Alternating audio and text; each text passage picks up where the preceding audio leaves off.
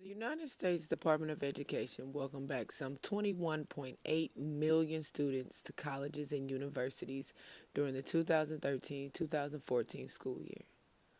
Of the freshmen, what percent do you think will graduate in 6 years?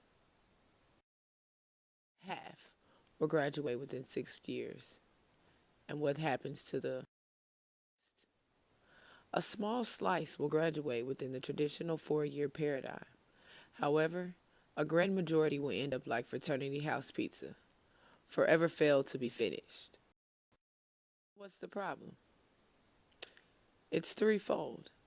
The combination of the slowing graduation rates I just mentioned, combined with average annual price for pursuing an education becoming more burdening by the minute, and almost 70% of students federal loans to cover the cost of their schooling. It has been proposed that perhaps the greatest tragedy of higher education is that a huge proportion of students who borrow for college fail to earn a degree, leaving them with double detriments: student debt and no credentials to help them pay it off. What are some reasons students tend to drop out? Well, several important factors contribute to students choosing to drop out. Some of the most reported reasons include homesickness and feeling that you don't fit in, educational burnout, academic unpreparedness, personal or family issues, financial constraints. So, what we realize is institutions do very well fronting the front four head on. Most offer activities specifically designed to help freshmen meet new people and settle in. They try to offer relevant courses, tutoring, and counseling services, right? But very few focus near as much energy on promoting financial literacy. Consequently, 41% of students default on student loans within the first 5 years. And what's the number one reason? Unaffordable payments. So, in response to the uproar, the current administration and loaners like Sallie Mae developed a slew of alternative repayment and deferment options. And all of the top down efforts are great. But the efforts lack a key ingredient: information distribution. Many students are unaware of their options and other basic benefits. Most importantly, a great number of new near graduates do not think about how student loan repayment will fit into their financial goals after graduation until after graduation. And that is our fault as an entire academic community. From grade school onward, personal finance should be a required part of the curriculum. But that is a whole other presentation. The point here and now is just that.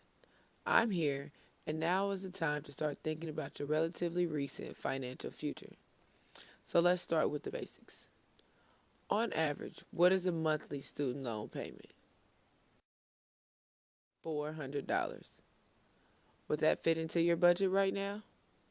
What about if you get your dream job after graduation? Does it fit then? What if you don't? How would that work?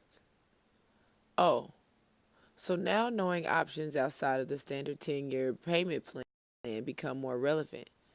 And deferment, specifically the unemployment deferment, are more relevant too. So again, I say, the problem is not unaffordable payments. The problem is uninformed borrowers. Look, I was in my second year of college not too long ago, so I can attest to the fact that the decisions I'm asking you to think about now are much closer than they appear. And just like a car driving in your blind spot, student loans are accumulating out of your sight and out of your mind. But if you check your blind spot, also known as studentloans.gov, then your transition from graduate to grown up should be smooth. Look, it is my job and my personal mission to help all of Avila University's attendees find a path to financial fitness. That is, my team and I want you to feel confident about taking care of your post graduation responsibilities. We want you to have the resources you need to find out who your lenders are, how much you owe each, and your best options for satisfying your school debt. Never fear. We are not concerned with loans alone. We want to help you be an all-around financially fit person. We want to also help you being smarter,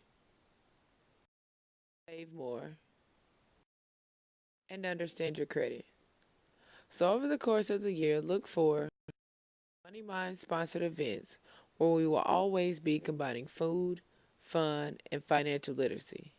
But for now, I'm only asking that you begin to think about how to make your money make sense.